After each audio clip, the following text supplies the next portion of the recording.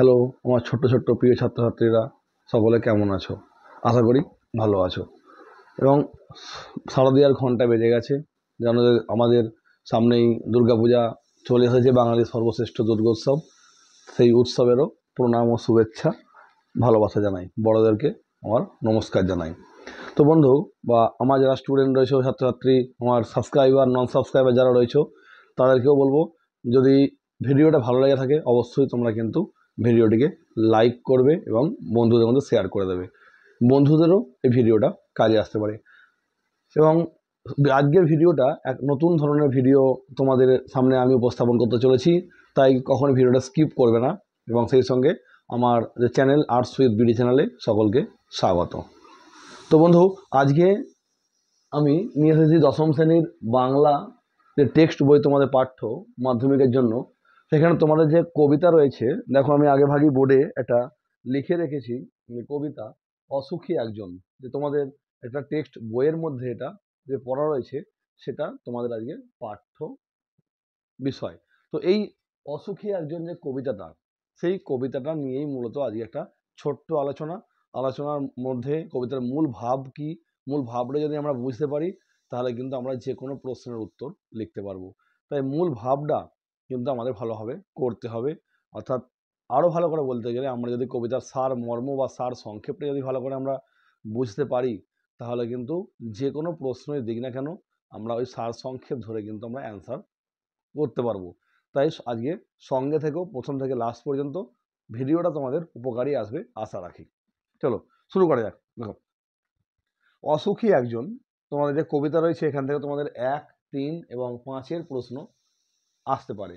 জানো যে মাধ্যমিকের নিয়ম বাংলার কি, 1 নম্বরের জন্য এমসিকিউ বা এসিকিউ থাকে, 3 নম্বরের প্রশ্ন থাকে 1+2 বা ডাইরেক্ট 3 ইত্যাদি, আর 5-এ থাকে 3+2 বা কোনো কোনো ডাইরেক্ট 5ও থাকে বা 1+4ও থাকে। তো সেই হিসেবে আজকে আমি অসুখী একজন কবিতাটার মূল যে ভাব বা মূল যে বিষয়বস্তু, সেটা আজকে কবিতা পাঠের সঙ্গে সঙ্গে তার যে বিভিন্ন ওয়ার্ডের মানে বা বিভিন্ন লাইনের যে অর্থ, সেগুলো একটু তোমাদের সামনে তুলে ধরবো, তাই সঙ্গে থেকো। দেখো, প্রথমে আমি এখানে কি করেছি না, বোর্ডে কিছু জিনিস আমি লিখে রেখেছি। তোমাদের এইগুলো ব্যক্তিগত তথ্যগুলো তোমাদের জানা প্রয়োজন, কারণ এখান থেকেও কিন্তু অনেক প্রশ্ন পরীক্ষায় দিতে পারে বা দেয়। তোমরা বিভিন্ন টেস্ট পেপার বা যারা বিভিন্ন প্রশ্ন সংকলন বা প্রশ্ন বিচিত্রা বা বিভিন্ন পাবলিশার্সের যে কোশ্চেন ব্যাংক রয়েছে তোমরা সলভ করছো, সেখানে দেখবে যে কবিতার মানে যে মূল কাব্যগ্রন্থ বা মূল কবিতার নাম, অনুবাদ কে করেছে, লেখককে, কবিকে, এই ধরনের কিন্তু বহু প্রশ্ন কিন্তু দিয়ে থাকে। তাই আমাদের এগুলো একটু জেনে রাখা প্রয়োজন, এগুলো জরুরি বিষয়ে তথ্য হিসাবে জেনে রাখা উচিত। দেখো, অসুখী একজন কবিতাটা কার লেখা? Pablo Neruda. যেহেতু নামটা শুনে শুনে আমাদের মনে হচ্ছে কি যে না, পাবলো নেরুদা এটা ভারতীয় কবি নয় বা ইনি বিদেশি কবি।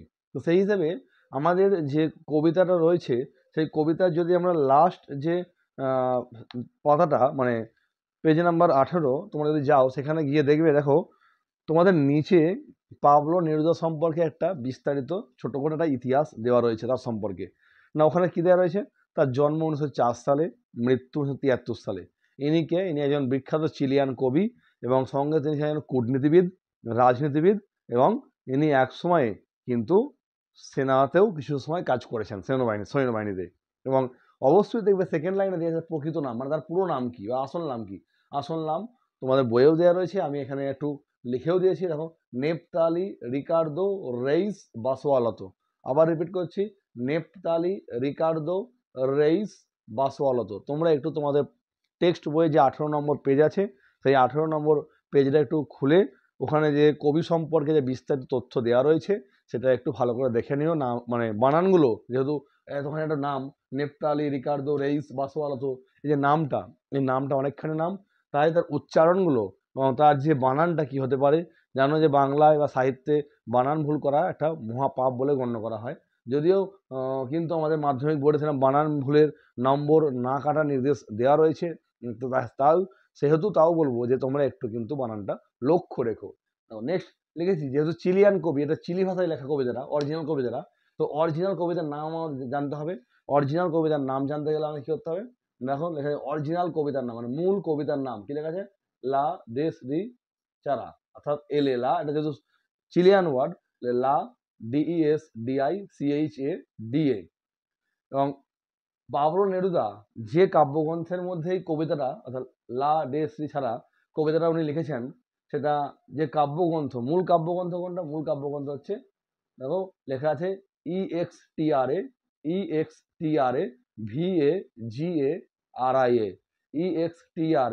VAGARIA। এবার উচ্চারণ কি আসবে, সেটা আমরা যদি আমাদের মানে এতে উচ্চারণ করি, আমাদের যে ইউনাইটেড কিংডম ল্যাঙ্গুয়েজ, সেই হিসাবে উচ্চারণে কি আসছে, সহজ করে মনে রাখার জন্য ওটাই উচ্চারণ করে রাখো, কিন্তু যখন লিখবে ওটা ইংলিশেই লিখবে, এক্সট্রা ভাগারিয়া। ঠিক আছে, এই হচ্ছে মূল কাব্যগ্রন্থের নাম। আর এই যে চিলি ভাষায় লেখা কবিতাটা আমাদের পাবলো নেরুদার যে অসুখী একজন, ওটা চিলিয়ান ভাষায় লেখা বা স্প্যানিশ ল্যাঙ্গুয়েজে লেখা, অনেক ক্ষেত্রে দেখা যায় যে এটা যে বাংলায় অনুবাদ করেছেন, ওই ভাষায় দিলে তো আমরা বুঝতে পারবো না, সেই জন্য ওটা বাংলায় অনুবাদ করেছেন কি আমাদেরই বাঙালি কবি নবারুণ ভট্টাচার্য। এবার নবারুণ ভট্টাচার্য তার কোন কাব্যগ্রন্থে এটা লিখেছেন, নবারুণ ভট্টাচার্য তার বিদেশি ফুলের রক্তের ছিটে, কি বললাম, বিদেশি ফুলে রক্তের ছিটে নামক যে তার অনুদিত এবং সংকলিত যে কাব্যগ্রন্থ রয়েছে বিদেশি ফুলে রক্তের ছিটে, সেখানে তিনি এই কবিতার নাম রেখেছেন অসুখী একজন। তাহলে অসুখী একজন কিন্তু আদতে পাবলো নেরুদার দেওয়া নাম নয়। পাবলো নেরুদার দেওয়া কবিতার নাম কি অ্যাকচুয়ালি, এই যে লা দেশ রি চারা। তাহলে তার অরিজিনাল কাব্যগ্রন্থের নাম কি, যেটা বললাম আমাদের ইউনাইটেড কিংডম ল্যাঙ্গুয়েজ বা আমাদের যে ইংলিশ সে অনুযায়ী উচ্চারণে এক্সট্রা ভাগারিয়া। তো এবার আসবো যে নবারুণ ভট্টাচার্য তিনি একজন অনুবাদ, অর্থাৎ অনুবাদ করেছেন, মানে ওই কবিতাটা, মানে এই লা ডেস ছাড়া এই কবিতাটা উনি আমাদের বাংলায় অনুবাদ করেছেন, তার নাম উনি দিচ্ছেন অসুখী একজন। কোন কাব্যগ্রন্থে দিচ্ছেন বা ওনার যে সংকলিত গ্রন্থ কোনটা, না বিদেশি ফুলে রক্তের ছিটে, এই কাব্যগ্রন্থের মধ্যে এই অসুখী একজন, কি বললাম, এই কাব্যগ্রন্থের মধ্যে এই আন্ডারলাইন করা অংশটা, এই কাব্যগ্রন্থের মধ্যে আমাদের নবারুণ ভট্টাচার্য উনি এই অসুখী একজন নামটা দিচ্ছেন। তাহলে কিন্তু অসুখী একজন নামটা কিন্তু পাবলো নেরুদার দেওয়া নাম নয়। তাহলে ওনার কবিতার নাম কি, না ওনার পাবলো নেরুদার দেওয়া কবিতার নাম হচ্ছে এটা। পাবলো নেরুদার দেওয়া কাব্যগ্রন্থের নাম কোনটা, এটা। ঠিক আছে, আর আমাদের যিনি নবারুণ ভট্টাচার্য ওনার দেওয়া কাব্যগ্রন্থের নাম কি, ওনার দেওয়া কাব্যগ্রন্থের নাম হচ্ছে বিদেশি ফুলে রক্তের ছিটে। এই কটা জিনিস তোমরা একটু ভালো করে বুঝে নাও, তাহলে তোমাদের কাজটা কিন্তু আরো সহজ হবে বুঝতে, বা এই ধরনের কোনো প্রশ্ন করলে তোমাদের সেই প্রশ্নটা খুব সহজে তোমরা সলভ করতে পারবে। চলে যাই মূল কবিতার যে অংশ, অসুখী একজন। অসুখী বলতে কি বোঝায়, না সে দুঃখিত বা সে সুখ অনুভূত হয়নি।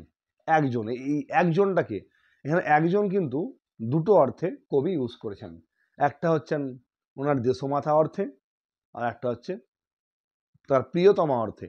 এখানে কিন্তু প্রিয়তমাকে বলা হলেও মানে ধরা হলেও আখেরে কিন্তু কবি মোদ্দা কথায় মানে অরিজিনালি কবি কিন্তু তার দেশমাতাকেই অসুখী বলেছেন। মানে এখানে দেশমাতাকে সামনে রেখে আমরা প্রিয়তমার কথা বারে বারে তুলে আনবো, অ্যাকচুয়ালি কিন্তু উত্তর হচ্ছে দেশমাতা। দেখো কি বলছে, না আমি তাকে ছেড়ে দিলাম অপেক্ষায় দাঁড় করিয়ে রেখে দরজায়, আমি চলে গেলাম দূর দূরে। খুব গুরুত্বপূর্ণ লাইন এই তিনটে লাইন। আমি তাকে ছেড়ে দিলাম, আমি কে, আমি এখানে হচ্ছেন গল্প কথক বা আমি বলবো পাবলো নেরুদা।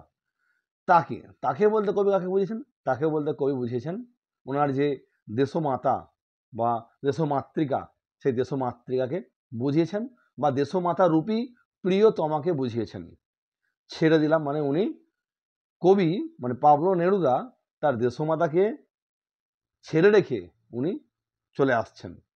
কোথায় যাচ্ছেন, না অপেক্ষায় দাঁড় করিয়ে রেখে দরজা, অর্থাৎ দেশমাতাকে উনি রেখে আসছেন, মানে ছেড়ে দিয়ে আসছেন, ছেড়ে উনি দেশ ছেড়ে বিদেশে আসছেন সেনাবাহিনীর কাজে বা সৈন্য বা যুদ্ধের ক্ষেত্রে। আমি চলে গেলাম দূর দূর, অর্থাৎ কবি তার দেশমাতাকে অপেক্ষায় রেখে এসে বহু দূর দূর চলে যাচ্ছেন যুদ্ধরত অবস্থায়। তারপরে লাইনে কি বলছে দেখুন, সে জানতো না আমি আর কখনো ফিরে আসবো না। সে মানে কে? সে মানে কবির দেশমাতা। অর্থাৎ কবি দেশমাতা, কবির দেশমাতা জানতেন না যে কবি আর কখনোই তার কাছে ফিরে আসবেন না। এর মানে কি? মানে হচ্ছে কবি হয়তো যুদ্ধক্ষেত্রে মারা যেতে পারেন, কারণ প্রচণ্ড বিভীষিকাময় যুদ্ধ কবির সমতল ভূমিতে লেগেছিল, তোমরা জানো, কবিতার মধ্যে উল্লেখ রয়েছে। তো সেহেতু সেই যুদ্ধক্ষেত্রে কবি আহত হতে পারেন, মারা যেতে পারেন, বা শহীদ হতে পারেন। তো সেই প্রসঙ্গে কবি বলছেন যে সে জানতো না, মানে কবির দেশমাতা জানতো না যে কবি কোনোদিনই আর তার দেশমাতার কাছে ফিরে আসবেন না। খুব মারাত্মক লাইনটা দাগ দিয়ে রাখো। নেক্সট হচ্ছে কি বলছে দেখো, একটা কুকুর চলে গেল, হেঁটে গেল গির্জার এক নান। অর্থাৎ কবি যে পথ দিয়ে চলে গেছেন তার দেশমাতাকে রেখে দিয়ে, বা দেশমাতা প্রিয়তমা, মানে দেশমাতার রূপে প্রিয়তমাকে রেখে দিয়ে যে পথ দিয়ে উনি হেঁটে চলে গেছেন যুদ্ধক্ষেত্রের উদ্দেশ্যে, সেই পথ দিয়েই কিন্তু একটা কুকুর চলে যায়, এবং গির্জার এক নান, নান মানে সন্ন্যাসিনী, সন্ন্যাসীও হেঁটে চলে যায়। এটার মানে কি বোঝাতে চাইছে? এটার মানে বোঝাতে চাইছে যে কবি তার দেশমাতাকে অপেক্ষায় রেখে চলে গেলেও মানব সভ্যতা বা সমাজ কিন্তু সর্বদা সচল ছিল, থেমে থাকেনি। কি বললাম? কবি চলে যাওয়ার পরেও, মানে তার দেশমাতাকে রেখে চলে যাওয়ার পরেও কিন্তু কবির দেশের যে সমাজ, কবির দেশের যে সভ্যতা, মানব সভ্যতা, সেটা কিন্তু সর্বদা সচল ছিল। নেক্সট, একটা সপ্তাহ আর একটা বছর কেটে গেল। কবি চলে যাওয়ার পর দেখতে দেখতে একটা সপ্তাহ, সপ্তাহ থেকে মাস, মাস থেকে অর্ধবৎসর, অর্ধবৎসর থেকে বছর ঘুরে যায়, তবু কবি কিন্তু তার দেশমাতার কাছে ফিরে আসেন না। তাও কিন্তু কবির দেশমাতা কবির জন্য অপেক্ষায় দাঁড়িয়ে রয়েছেন, বা তিনি অপেক্ষায় রয়েছেন। বৃষ্টিতে ধুয়ে দিল আমার পায়ের দাগ, ঘাস জন্মালো রাস্তায়। খুব গুরুত্বপূর্ণ লাইন। বৃষ্টিতে ধুয়ে দিল আমার পায়ের দাগ। আমার বলতে কবির, মানে পাবলো নেরুদা। অর্থাৎ কবি এক সময় যে পথ দিয়ে হেঁটেছেন, বা যে পথ দিয়ে উনি হেঁটে গেছেন, তার যে পায়ের ছাপটা সেই রাস্তা ছিল, সেই পায়ের ছাপটা বৃষ্টির জলে ধুয়ে যায়, এবং এক সময় সেখানে আবার ঘাস জন্মায়। এর মধ্যেও কি বোঝাচ্ছে যে, এর মধ্য দিয়েও কিন্তু বোঝাচ্ছে যে কবি চলে যাওয়ার পরেও কিন্তু সভ্যতা সমাজ সর্বদা সচল ছিল, স্তব্ধ থাকেনি। এটার একদম পরিষ্কার বোঝা যাচ্ছে। নেক্সট কি, ঘাস জন্মানো রাস্তায়, ওটাই বললাম, ওই যে কবি চলে যাওয়ার পর তার পায়ের চিহ্নগুলো বৃষ্টির জলে ধুয়ে যায়, সেখানে আবার নতুন করে ঘাস সৃষ্টি হয়। এর মধ্য দিয়ে কি বোঝা যাচ্ছে না, মানব সভ্যতা কখনো কোনোদিন থেমে থাকে না, সর্বদা সচল থাকে। নেক্সট দেখো কি বলেছে, বলছে আর একটার পর একটা পাথরের মতো, পর পর পাথরের মতো বছরগুলো নেমে এলো তার মাথার ওপর। কার মাথার ওপর? না, কবির দেশমাতার মাথার ওপর। কারণ কবির দেশমাতাকে কবি রেখে, তার মানে দরজায় রেখে, তার দেশের বাড়ি, দেশে রেখে উনি চলে এসেছেন যুদ্ধক্ষেত্রে। তো দীর্ঘ, মানে সময় কেটে যাচ্ছে, একটার পর একটা বছর কাটছে, তবু কিন্তু কবি তার দেশমায়ের কাছে ফিরে আসছেন না। সেহেতু দেশমাতার কাছে এই যে সময়টা, 1 মাস, 2 মাস, 3 মাস, যাই হোক না কেন, এই সময়টা কবির দেশমাতার কাছে কিন্তু কি মনে হচ্ছে, একটা বড় পাথরের বোঝা মনে হচ্ছে। অর্থাৎ সময় যেন কিছুতে কাটতে চাইছে না। নেক্সট আর কি বলছে, তারপর যুদ্ধ এলো রক্তের এক আগ্নেয় পাহাড়ের মতো। অত্যন্ত গুরুত্বপূর্ণ লাইন। তারপর যুদ্ধ এলো রক্তের এক আগ্নেয় পাহাড়ের মতো। অর্থাৎ যখন কবির দেশমাতার সময় কাটতে চাইছে না, একটুখানি সময়, অনেকখানি সময় মনে হচ্ছে, ঠিক সেই মুহূর্তে কবির সমতল ভূমিতে, দেশের সমতল ভূমিতে যুদ্ধ এলো। এবং কি হলো, যুদ্ধটা কেমন ভাবে এলো? যুদ্ধটা এলো ভয়ঙ্কর রূপে, আগ্নেয় পাহাড়ের মতো। অর্থাৎ বিধ্বংসী রূপ নিয়ে কবির দেশের সমতল ভূমিতে যুদ্ধ পদার্পণ করলো, বা যুদ্ধ এলো। শিশু আর বাড়িরা খুন হলো। বাড়িটা বলতে বাড়ির যারা বড় বা অভিভাবক।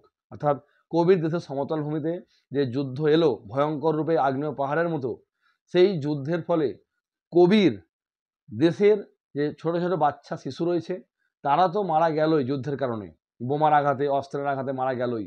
সেই সঙ্গে সেই সমস্ত শিশুর যারা বাড়ির যারা অভিভাবক ছিল, বড়রা, তারাও কিন্তু রেহাই পাননি। তারাও কিন্তু যুদ্ধের কারণে মারা গিয়েছিল, বা কবির কথায় খুন হয়েছিল। সেই মেয়েটির মৃত্যু হলো না। অর্থাৎ যুদ্ধক্ষেত্রে কবির সমতল ভূমিতে যে যুদ্ধ এসেছিল আগ্নেয় পাহাড়ের মতো ভয়ঙ্করভাবে, সেই যুদ্ধে কবির বাড়ি মানে দেশের শিশু, তাদের বাড়ি যারা অভিভাবক, তারা সকলেই খুন হচ্ছেন, কিন্তু দেশমাতার কোনো মৃত্যু হলো না। অর্থাৎ দেশমাতা শাশ্বত চিরন্তন সত্য, দেশমাতার মৃত্যু হতে পারে না। তখনও পর্যন্ত কবির দেশমাতা কবির জন্য অপেক্ষায় রয়েছেন, যে কবি হয়তো এবার ফিরে আসবেন তার দেশমাতার কাছে। সমস্ত সমতলে ধরে গেল আগুন। দেখতে দেখতে কবির যে মানে দেশ, তার দেশের সমস্ত সমতল ভূমিতে যুদ্ধের ভয়াবহতার ছাপ পড়ল। সর্বত্র আগুন লেগে গেল। শান্ত হলুদ দেবতারা, যারা 1000 বছর ধরে ডুবেছিল ধ্যানে, অত্যন্ত গুরুত্বপূর্ণ লাইন, এখানে প্রশ্ন হয়, শান্ত হলুদ দেবতারা যারা 1000 বছর ধরে ডুবেছিল ধ্যানে, উল্টে পড়লো মন্দির থেকে টুকরো টুকরো হয়ে। অর্থাৎ এখানে শান্ত হলুদ দেবতা বলতে কাদের বোঝানো হয়েছে? এখানে শান্ত হলুদ দেবতা বলতে ওই সমস্ত দেবদেবীর মূর্তিদের বোঝানো হয়েছে, যারা মন্দিরে এতদিন পর্যন্ত নিশ্চুপভাবে একই জায়গাতে বিরাজ করছিল।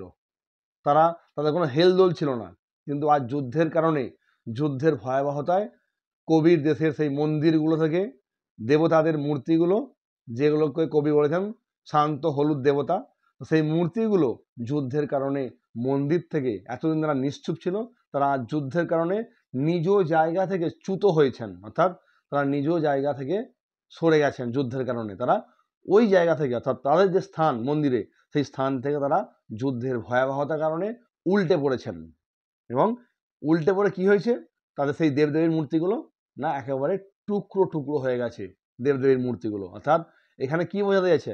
বোঝাতে যাচ্ছে যে যুদ্ধের হাত থেকে যেহেতু দেবদেবীর ওই মূর্তিগুলো ওরা দেবতা নিজেদেরই রক্ষা করতে পারছে না, সেহেতু সাধারণ মানুষকে দেবদেবীগুলো বা দেবদেবীরা রক্ষা করবে কি করে? যদি দেবদেবী নিজেদের রক্ষা করতে পারত ওই বিভৎস হত্যাকাণ্ড বা বিভৎস যুদ্ধর হাত থেকে, তাহলে কবির যে দেশের যারা অধিবাসী, তারা অন্তত নিশ্চিত হতো যে না, তা আমাদের মাথার ওপরে দেবদেবীরা রয়েছে, তারা আমাদেরকে অভয় দিতে পারেন, তারা আমাদেরকে এই ভয়াবহ পরিস্থিতি থেকে বাঁচাতে পারেন। কিন্তু এখানে সেই রকম কোনো পরিস্থিতি সৃষ্টি হয়নি, কারণ দেবদেবীর মূর্তিগুলো যুদ্ধের ভয়াবহতা আক্রমণে তারা নিজেদের স্থানচ্যুত হয়ে মন্দির থেকে উল্টে পড়ে একেবারে টুকরো টুকরো হয়ে গেছে। তারা আর স্বপ্ন দেখতে পারল না। এর মানে কি? তারা বলতে ওই শান্ত হলুদ দেবতারা, মানে শান্ত হলুদ দেবতারা কবির দেশের যারা অধিবাসী, সেই সমস্ত মানুষদেরকে আশ্বাস দিতে পারল না যে আমরা তোমাদের মাথার ওপর রয়েছি বা আমরা তোমাদের পাশে রয়েছি, তোমাদের কোনো ক্ষতি হতে দেব না। এটাই আমি আগে বললাম যে দেবদেবীর মূর্তিগুলো যুদ্ধের ভয়াবহতা থেকে নিজেদের রক্ষা করতে পারেনি, তো সাধারণ মানুষকে কি করে আশ্বাস দেবে, কি করে স্বপ্ন দেখাবে যে তোমাদের রক্ষার জন্য আমরা রয়েছি? সেই মিষ্টি বাড়ি, সেই বারান্দা যেখানে আমি ঝুলন্ত বিছানায় ঘুমিয়েছিলাম, গোলাপি গাছ, ছড়ানো করতলের মতো পাতা, চিমনি, প্রাচীন জল তরঙ্গ সব চূর্ণ হয়ে গেল, জ্বলে গেল আগুনে। অর্থাৎ কবির সেই মিষ্টি বাড়ি বলতে কবির প্রিয়তম সেই বাড়ি, কবির প্রিয়তম সেই বাড়ি, এবং কবি তার বাড়ির যে বারান্দা, যে বারান্দায় উনি ঝুলন্ত বিছানায় ঘুমিয়ে থাকতেন, সেই বিছানা এবং কবির বাড়ির গোলাপি গাছ, সেই গাছের পাতাগুলো কেমন ছিল? হাতের তালুর মতো ছড়ানো পাতা। কবির বাড়ির চিমনি, কবির প্রিয়তম প্রাচীন জল তরঙ্গ, জল তরঙ্গ হচ্ছে একটা বাদ্যযন্ত্র, সেই প্রাচীন জল তরঙ্গ, কবির বাড়ির চিমনি, কবির ঝুলন্ত বিছানা, যে বিছানায় কবি বারান্দায় তার প্রিয়তম বাড়িতে ঘুমোতেন, এবং কবির যে বাড়ির যে গোলাপি গাছ, সেই গোলাপি গাছ এবং তার হাতের তালুর মতো ছড়ানো পাতা, এই সমস্ত কিছু কি হলো? কবির দেশের যে যুদ্ধ এসেছিল বা ভয়াবহ পরিস্থিতি এসেছিল, তাদের সমস্ত কিছু জ্বলে গেল আগুনে। অর্থাৎ সব চূর্ণ হয়ে গেল, জ্বলে গেল আগুনে। এই জন্য কবির ওই সমস্ত প্রিয়তম জিনিসগুলো আগুনে জ্বলে যায়, সব কিছু চূর্ণ বিচূর্ণ হয়ে যায়। এ থেকে আমরা বুঝতে পারি যে কবির দেশে যে ভয়ঙ্কর যুদ্ধের পরিস্থিতি আগমন হয়েছিল, সেটা কতটা ভয়ঙ্করতম ছিল। যেখানে ছিল শহর, সেখানে ছড়িয়ে রইল কাঠকয়লা। কবি কি বলছেন? যেখানে একটা আস্ত গোটা শহর বিরাজ করত, কি বললাম না, যেখানে একটা আস্ত গোটা শহর বিরাজ করত, আর যুদ্ধের কারণেই কবির সেই প্রিয়তম শহরটি কি হয়ে রইল একটা মানে পোড়া কাঠ কয়লার মতো। কারণ হচ্ছে যুদ্ধের যে ভয়াবহ রূপটা এসেছিল, তার যে আগুনের হলকা, এই সমস্ত কিছু পুড়ে গিয়েছিল, ফলে একটা জীবন্ত শহর হয়ে গেছিল একটা কাঠ কয়লা রূপী শহর। দোমড়ানো লোহা, মৃত পাথরের মূর্তির বিভৎস মাথা, রক্তের একটা কালো দাগ। আর কি কি ছিল সেই ভয়াবহ পরিস্থিতির ফলে না, চারিদিকে যুদ্ধের ভয়াবহতার কারণে চারিদিকে দোমড়ানো লোহা এদিক ওদিক ছড়িয়ে ছিটিয়ে ছিল, এবং সেই সঙ্গে ওই যে দেবদেবীর যে মূর্তিগুলো, তাদের যে মাথাগুলো বা কী হয়েছিল, তাদের যে পাথরের মাথাগুলো, সেই মাথাগুলোর বিভৎস রূপ এদিক ওদিক ছড়িয়েছিল। কারণ এ থেকে আমরা বুঝতে পারি মানে যুদ্ধের কি ভয়াবহ পরিস্থিতি কবির সমতল ভূমিতে এসেছিল। রক্তের একটা কালো দাগ, এবং এদিক ওদিক কালো রক্তের দাগ বা স্পট চিহ্ন এখনো পর্যন্ত রয়েছে। কারণ বিভিন্ন যে হয়তো বোমার আঘাত, অস্ত্রের আঘাত, তার জন্য বিভিন্ন শিশু মারা গেছেন, তাদের বাড়ির বড়রা মারা গেছেন, তাদের যে রক্তের দাগ, সেই রক্তের দাগটা কবি কী বলছেন এখনো পর্যন্ত কালো চিহ্ন হিসাবে, স্পট হিসাবে রয়ে গেছে। আর সেই মেয়েটি আমার অপেক্ষায়, কবি লাস্ট লাইনে কী বলছেন, অত্যন্ত মারাত্মক লাস্ট লাইনটা। কবি লাস্ট লাইনে কী বলছেন, লাস্ট লাইনে উনি বলছেন যে এত কিছু হওয়ার পরেও, অর্থাৎ তার সমস্ত বাড়িঘর, তার ঝুলন্ত বিছানা, প্রাচীন জলতরঙ্গ, চিমনি, সমস্ত কিছু যুদ্ধের কারণে ধ্বংস হয়ে যায়। তার প্রিয়তম শহরটা পুড়ে গিয়ে কাঠ কয়লা রূপ নেয়। তারপরেও কিন্তু কবির দেশমাতা বা প্রিয়তম দেশমাতা কবির জন্য এখনো অপেক্ষায় রয়েছেন, যে হয়তো কবি তার দেশমাতার কাছে ফিরে আসবেন। এটাই একজন বা একটি মায়ের ভালোবাসা তার সন্তানের প্রতি। এটাই মূলত এই কবিতাটার মূল বিষয়বস্তু বা সারসংক্ষেপ। যদি কারো কোনো মানে লাইনের মানে বুঝতে অসুবিধা হয় বা কোনো শব্দের মানে লেগে থাকে বা প্রয়োজন হয়, তাহলে অবশ্যই কিন্তু আমাকে কমেন্টে তোমরা জানাবে, আমি চেষ্টা করবো তোমাদের সেই উত্তর দেওয়ার। আর অবশ্যই ভিডিওটা কেমন লাগলো সেটা তোমরা কমেন্টে জানিও, খারাপ লাগলেও জানিও, বেশি বেশি করে জানাবে যে কি খারাপ হচ্ছে, তাহলে আমরা সেই জিনিসটা সংশোধন করার চেষ্টা করব। সেই সঙ্গে আরও বলবো যে তোমরা সঙ্গে থাকবে অবশ্যই। যদি তোমাদের এই অসুখী একজন কবিতাটার কোনো প্রশ্নের উত্তর নিয়ে কোনো ডাউট হয়, তাহলে অবশ্যই কিন্তু আমাকে জানিও, আমি তৎক্ষণাৎ তোমাদের কমেন্ট চেক করে সেই উত্তরটা বা ত্রুটিটা সংশোধন তোমাদের করে দেবো বা তোমাদের জানিয়ে দেবো। খুব শীঘ্রই আমি তোমাদের দশম শ্রেণীর যে আরও অন্যান্য যে কবিতা বা টেক্সট রয়েছে বা গদ্য রয়েছে, সেগুলো নিয়েও আমি খুব শীঘ্রই ভিডিও আমার এই চ্যানেলে আপলোড করব। যখন আপলোড করব তোমাদের কাছে খুব শীঘ্র তা পৌঁছে যাবে, এবং চেষ্টা করব যে গদ্য, পদ্য, নাটক, গল্প যে রয়েছে তোমাদের সিলেবাসের মধ্যে, সেখান থেকে এটা মোটামুটি কিছু নির্বাচনী প্রশ্ন, মানে 3 নাম্বার 5 নাম্বারের দিয়ে এটা মানে সাজেস্টিভ ভিত্তিক করতে, এবং সেই সঙ্গে তোমরা অবশ্যই প্রত্যেকটা সারসংক্ষেপ, বিষয়বস্তু, ভাববস্তু বুঝে যাবে, এবং টেক্সট বইটা বারে বারে খুঁটিয়ে রিডিং করো, তাহলে কিন্তু যে কোনো প্রশ্নের যেভাবেই দিই না কেন ঘুরিয়ে ফিরিয়ে, তাহলে তোমরা কিন্তু উত্তর করতে পারবে। তাই বারে বারে সবাইকে রিকোয়েস্ট করব, টেক্সট বইটা ভালো করে খুঁটিয়ে পড়ো, এবিটিএ, ডব্লিউবিটিএ, বিভিন্ন কোশ্চেন ব্যাংক সলভ করতে থাকো, তাহলে দেখবে তোমাদের সমস্ত সমস্যা দূরীভূত হয়ে যাবে, কোনো সমস্যাই আর সমস্যা বলে মনে হবে না। তো ভিডিওটা কেমন লাগলো অবশ্যই জানিও, এবং অবশ্যই ভিডিওটা তোমাদের বন্ধুদের মধ্যে শেয়ার করে দেবে, অবশ্যই লাইক করবে, কমেন্ট করবে। যারা এখনও পর্যন্ত চ্যানেলটিকে সাবস্ক্রাইব করোনি, তাদের যদি ভিডিওটা ভালো লেগে থাকে, আমার চ্যানেলটি যদি ভালো লেগে থাকে, তাহলে তোমরা অবশ্যই চ্যানেলটিকে সাবস্ক্রাইব করে দিয়ে পাশে থাকা বেল আইকনটিকে অন করে দিয়ে নোটিফিকেশনটা অল করে দিও। তাহলে যখনই কোনো ভিডিও আপলোড করব খুব শীঘ্রই তাহলে তোমাদের কাছে দ্রুত পৌঁছে যাবে। সকলে ভালো থেকো এবং পুজো ভালো করে কাটিও। অবশ্যই পুজোর মধ্যে একটু একটু পড়াশোনায় কাজে থেকো।